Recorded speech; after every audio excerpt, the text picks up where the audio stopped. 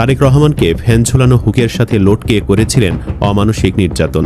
তার কারণে বিনা চিকিৎসায় মারা গিয়েছিলেন আরাফাত রহমান কোকো। খালেদা জিয়াকে খাটতে হয়েছিল জেল। এবার ক্ষমতায় এসেই ১/১১ সময়ের আলোচিত সাবেক সেনা কর্মকর্তা ও সাবেক MP lieutenant general Masud Uddin চৌধুরীকে গ্রেফতার করিয়েছেন তারেক রহমান। এরপর জিজ্ঞাসাবাদের জন্য 5 দিনের রিমান্ডে নেওয়া হয়েছে তাকে। রিমান্ডে চাঞ্চল্যকর সব তথ্য উঠে এসেছে তার বিরুদ্ধে। মাসুদ স্বীকার করেছেন, শুরু থেকে তিনি আওয়ামী লীগের রাজনীতি করতেন। এ কারণে বিএনপির প্রতি আলাদা ক্ষোভ ছিল তার।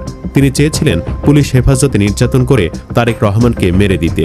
সে চেষ্টায় তিনি সফল না হলেও সফল ছিলেন কোকোর বেলায়। মিথ্যা মামলা দিয়ে দেশছাড়া করেছিলেন কোকো। জানা গেছে, মাসুদের বিরুদ্ধে মোট 11টি মামলার তথ্য পেয়েছে ডিবি। এর আগে সোমবার রাতে রাজধানীর বারিধারা থেকে সাবেক এমপি মাসুদ উদ্দিন চৌধুরীকে গ্রেফতার করা হয়। সংবাদ সম্মেলনে ডিবি প্রধান শফিকুল ইসলাম বলেন, মাসুদ চৌধুরীর বিরুদ্ধে ফেনী জেলায় 6টি মামলা রয়েছে, আর ঢাকা মহানগর এলাকায় মামলা আছে 5টি। মোট মামলা 11টি।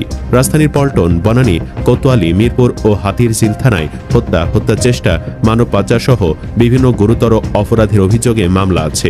প্রাথমিকভাবে তাকে পল্টন থানার একটি মামলায় গ্রেফতার দেখিয়ে আদালতে পাঠানো হয়েছে। পল্টন থানার মামলাটি মানব পাচার মামলা। উনি ওই মামলার এজাহারভুক্ত আসামি। এই মামলায় মোট 101 জন আসামি রয়েছে। মামলা বিচারাধীন অবস্থায় তিনি পলাতক ছিলেন। এ কারণে তার বিরুদ্ধে আদালত গ্রেফতারি পরোয়ানা জারি করেছিলেন। এছাড়া তার বিরুদ্ধে দুর্নীতি দমন কমিশন ও পুলিশের অপরাধ তদন্ত বিভাগে একাধিক অভিযোগ রয়েছে, যা বর্তমানে তদন্তাধীন। মাসুদ উদ্দিন চৌধুরীর বিরুদ্ধে বড় অভিযোগ তিনি 1/11 কুশীলবদের মধ্যে অন্যতম। সে বিষয়গুলো ডিবির তদন্তে আসবে কিনা জানতে চাইলে তিনি বলেন, আমরা নির্দিষ্ট মামলার বিষয়ে তদন্ত করি। তার বিরুদ্ধে যেসব মামলা রয়েছে সেগুলোতে তার সংশ্লিষ্টতা রয়েছে কিনা সেগুলো আমরা তদন্ত করে দেখব। তবে আমরা আপনাদের নিশ্চিত করছি, বাংলাদেশ পুলিশ গণতান্ত্রিক ধারা অব্যাহত রাখার জন্য এবং ন্যায় বিচার নিশ্চিত করার জন্য সকল অন্যায় অবিচারের যথাযথ বিচার নিশ্চিত করবে। আরেক প্রশ্নের জবাবে তিনি বলেন, আমরা আগেও একাধিকবার তাকে গ্রেফতারের চেষ্টা নিয়েছি, কিন্তু তাকে পাওয়া যায়নি। তিনি দেশেই পলাতক ছিলেন। মাসুদ উদ্দিন চৌধুরীর বিরুদ্ধে যেহেতু মানি লন্ডারিং এর মামলা রয়েছে, তিনি কত টাকা বিদেশে পাচার করেছেন জানতে চাইলে শফিকুল ইসলাম বলেন, মানি লন্ডারিং মামলায় সিআইডিতে তদন্তাধীন রয়েছে। দুদক এ বিষয়ে অনুসন্ধান চালাচ্ছে। এ বিষয়ে আমাদের কাছে কোনো তথ্য নেই। এটা সিআইডি ও দুদক বলতে পারবে। 1/11 সময় রাজনৈতিক নেতাদের নির্যাতনের অভিযোগ রয়েছে মাসুদ উদ্দিন চৌধুরীর বিরুদ্ধে।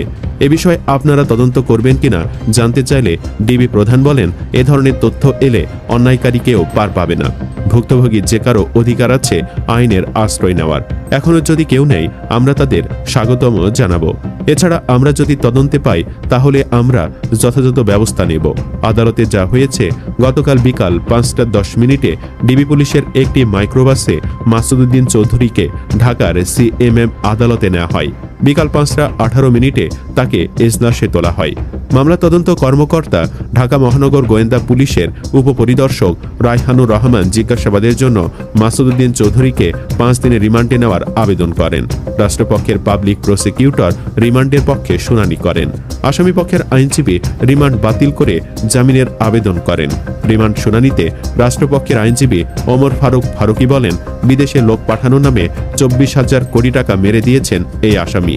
1/11 সরকারের সময় এই আসামি সহ অন্যরা মিলে ট্রুথ কমিশন গঠন করে ব্যবসায়ীদের ধরে এনে নির্যাতন করতেন এবং তাদের ক্ষমা করে দেওয়ার কথা বলে তাদের কাছ থেকে টাকা আদায় করতেন।